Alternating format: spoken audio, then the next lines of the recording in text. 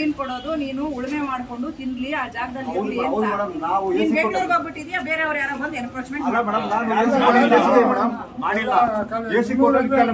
Madam ಈಗ ಕೋರ್ಟಿಂದ ಆಗೋವರೆಗೂ ಒಂದ್ ನಿಮಿಷ ಡಾಕ್ಯುಮೆಂಟ್ ಎಲ್ಲ ಕೋರ್ಟ್ ಕಡೆಯಿಂದ ಲೀಗಲ್ ಆಗಿ ಆಗೋವರೆಗೂ ಅವ್ರು ಏನ್ ಮಾಡ್ತಿದಾರೆ ಬೆಂಗಳೂರಲ್ಲಿ ದುಡಿತಾ ಇದಾರೆ. ಲೀಗಲ್ ಆಗ್ದಿರ ಹೋಗಿ ಲ್ಯಾಂಡ್ ಅಲ್ಲಿ ಪೊಸಿಷನ್ ಕೂರಕ್ ಆಗುತ್ತಾ?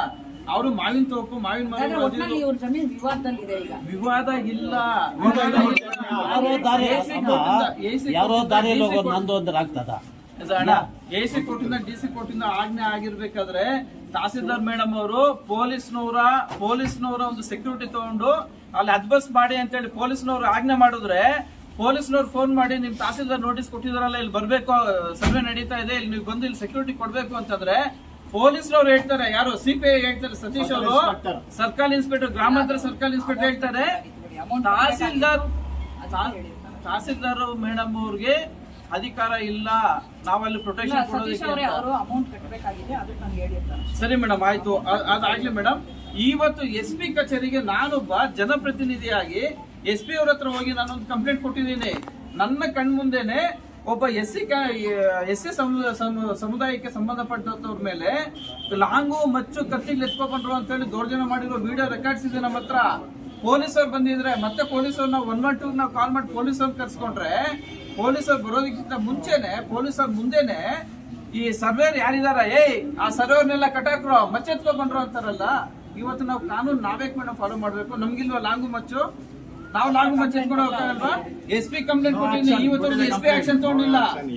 ನಾವ್ಯಾಕೆ ನಾವು ಈ ಕಾನೂನ ಫಾಲೋ ಮಾಡ್ಬೇಕು? ನಾವು ಲಾಂಗು ಮಚ್ಚು ಎತ್ಕೊಂಡ್ರು ಏನ್ ಅನ್ಕೊಂಡಿದೀರಾ? ಇವತ್ತು ನಾವು ಇಷ್ಟು ಕಾನೂನುಬದ್ಧವಾಗಿ ನಾವು ನಮ್ಮ ನಡವಳಿ ಕಾನೂನುಬದ್ಧವಾಗಿ ಇದ್ರೂ ಸಹ ನಾವ್ ಯಾಕೆ ನಾವು ದಿನನಿತ್ಯ ನಾವು ಅಧಿಕಾರಿಗಳ ಮೇಲೆ ದೂಷಣೆ ಮಾಡ್ಬೇಕು? ನಿಮ್ಮ ಕರ್ತವ್ಯ ನೀವು ಕರೆಕ್ಟ್ ಆಗಿ ಮಾಡೋದಾದ್ರೆ ನಾವ್ಯಾಕೆ ದೂಷಣೆ ಮಾಡ್ತೀವಿ? ನಮ್ಗೇನಾದ್ರು ಆಸೆನಾ ಅಧಿಕಾರಿಗಳ ಮೇಲೆ ದೂಷಣೆ ಮಾಡ್ಬೇಕು ಅಂತ? ನಮ್ಗೇನಾದ್ರು ಆಸೆನಾ?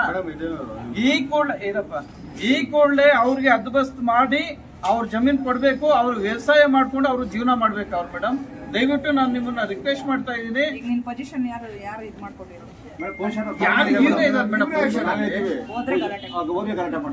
ಮೇಡಮ್ ಡಾಕ್ಯುಮೆಂಟ್ ನೋಡ್ಲಿ ಇಲ್ಲಪ್ಪ ಇವ್ರಿಗಿಲ್ಲ DC ಮಾಡಿರೋದು AC ಮಾಡಿರೋದು ರಾಂಗ್ ಇದೆ ಅಂತಂದ್ರೆ ಅಲ್ಲೇ ಅರ್ಧ ಬಿಸಾಕಿ ಪೊಸಿಷನ್ ಅವ್ರಿಗೆ ಕೊಟ್ಬಿಡಿ. 382 ಎಕರೆ ಇದೆ, ಅದರಲ್ಲಿ ಇವರು 57 ಅಲ್ಲಿ ಅಪ್ಲಿಕೇಶನ್ ಹಾಕೊಂಡಿರಂತೆ, ಅದಕ್ಕೆ ಇವ್ರನ್ನ ಬಿಡದೆ ಅಡ್ಡ ಮಾಡ್ತಾರೆ. ಸರ್ವೆ ಆಗಿದೆಲ್ಲ ಸ್ಕೆಚ್ ಕೊಟ್ರೆ ಮೇಡಮ್. ವಿಜಯಲಕ್ಷ್ಮಿ ಇನ್ನೊಂದು P ನಂಬರ್ ದುರಸ್ತಿ ಆದಾಗಿನಿಂದ ಮಿಸ್ಸಿಂಗ್ ಅಪ್ಲಿಕೇಶನ್ ಜಾಸ್ತಿ ಬರ್ತಾ ಇದೆ. ಎಲ್ಲ ಮಿಸ್ಸಿಂಗ್ DC ಕಚೇರಿ 16 ತಾರೀಕು ಮೀಟಿಂಗ್ ಇದೆ, ಅಲ್ಲಿಗೆ ಹೋಗಿ ಅಂತಾರೆ. P ನಂಬರ್ ದುರಸ್ತಿ ವಿಷಯ ಬಂದಾಗ DC ಕಚೇರಿಯಲ್ಲಿ ಎಲ್ಲ ಬ್ರೋಕರ್ಸ್ ಹೇಳೋದು ಮೇಡಮ್. ಇವಾಗ ಮಿಸ್ಸಿಂಗ್ ನಾನು ಒಂದ್ ಹೇಳ್ತೀನಿ ಮೇಡಮ್, ಇದಾಯ್ತಲ್ಲ ಇವಾಗ ಸರ್ಕಾರದ ಆದೇಶ ಆಯ್ತು, P ನಂಬರ್ ದುರಸ್ತಿ ನೀವು ಮಾಡ್ತೀರಿ ಮೇಡಮ್. ಸ್ಟಾಪ್ ಏನ್ ಮಾಡಿದೆ, P ನಂಬರ್ ದುರಸ್ತಿ ಮಾಡಿ ಅಂದ ತಕ್ಷಣ ಮಿಸ್ಸಿಂಗ್ ಅಪ್ಲಿಕೇಶನ್ ಜಾಸ್ತಿ, ಒರಿಜಿನಲ್ ರೆಕಾರ್ಡ್ಗಳೇ ಇಲ್ಲ ಅಲ್ಲಿ. ಯಾಕೆ ಮಾಯ ಆಯ್ತು? ನಾವು ಮಾಡ್ಕೊಡ್ತೀವಿ ಮಿಸ್ಸಿಂಗ್ ಫೈಲ್ ಅಲ್ಲಿ. ನಿಮ್ಗೆ ಯಾರು DC ಆಫೀಸ್ ಹೋಗಿ ಅಂತ ಹೇಳಿ? ಮೀಟಿಂಗ್ ಇದೆ 16ನೇ ತಾರೀಕು, ಅಲ್ಲಿ ಹೋಗಿ ಮಾತಾಡಿ. ನಾನು ರೆಪ್ರೆಸೆಂಟ್ ಮಾಡ್ತೀನಿ, ಮಾಡಿಸ್ಕೊಂಡು ಬರ್ತೀನಿ. ನೀವು ಹೋಗ್ಬೇಕಾಗಿಲ್ಲ ಅಲ್ಲ. ರೀಸನ್ ನಾವು ಹೋಗೋ ಅಷ್ಟಲ್ಲ ಮೇಡಮ್, ನಾವು ಮಾಡ್ಕೊಡ್ತೀವಿ, ಬ್ರೋಕರ್ಸ್ ಇಷ್ಟ ಆಗುತ್ತೆ ಅಂತ ಅದು ಕೇಳ್ತಾ ಇದಾರೆ. ನಮಗ್ ಗೊತ್ತಿಲ್ಲ 16th ಇರೋದು. ಬ್ರೋಕರ್ಸ್ ಇಲ್ಲಿ ಯಾಕೆ ಒಳಗಡೆ ಬರ್ತಾರೆ? ನೋಡಿ 2011ರಲ್ಲಿ ಇರುವಂತ ಡಾಕ್ಯುಮೆಂಟ್ 2025ರಲ್ಲಿ ಇಲ್ಲ ಅಂದ್ರೆ ನಮ್ಮ ಡಾಕ್ಯುಮೆಂಟ್ ಎಷ್ಟು ಕೋಟಿಗೆ ಸೇಲ್ ಮಾಡ್ಕೊಂಡ್ರಿ?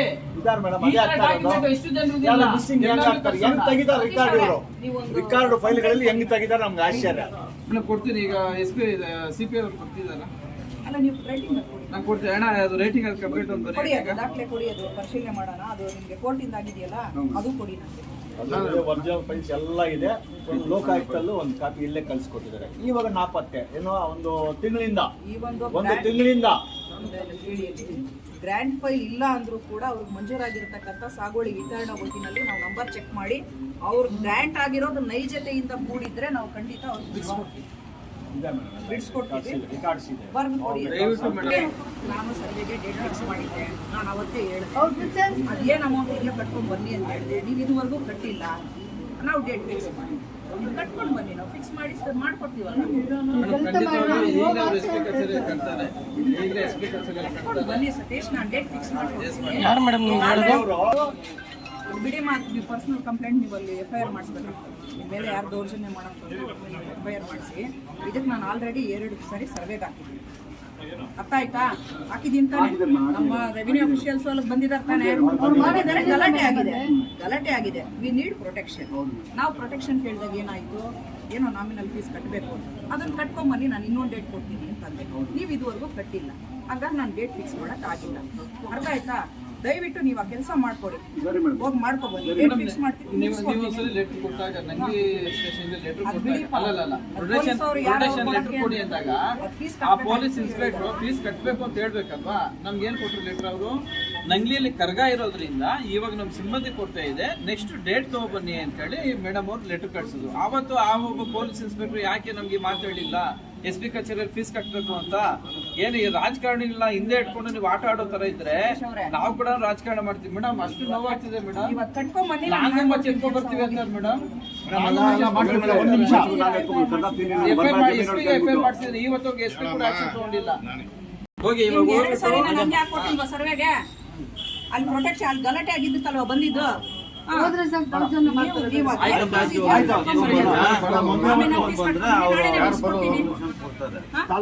ತಾಲೂಕು ಆಫೀಸಲ್ಲಿ ಎಲ್ಲ ಎಂಪ್ಲಾಯೀಸ್ ಮೇಲೆ ಕ್ರಮ ತಗೊಳ್ಳಿ.